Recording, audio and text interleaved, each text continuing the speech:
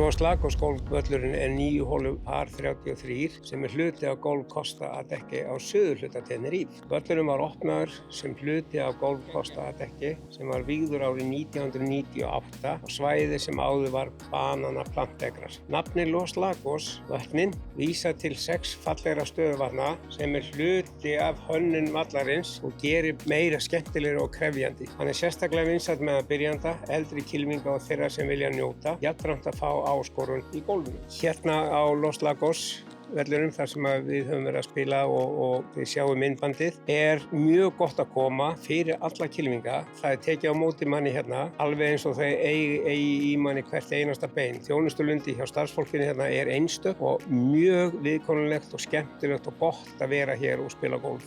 Svo er á þessu svæði á Los Lagos er æfingasvæði hérna rétt fyrir ofan. Það er hægt að komast í kynni við golfkennara. Þarna er staðsett líka einstaklingar sem geta selt kylfur, breytt kylfunum þínum, gift grip og hvað þú þarft. Það er allt hérna á þessu litla svæði en nánar allt þetta má sjá á golfontenerife.com og ef ykkur vantar nánari upplýsingar þá megið þið endilega senda mér e-mail á info@golfontenerife.com.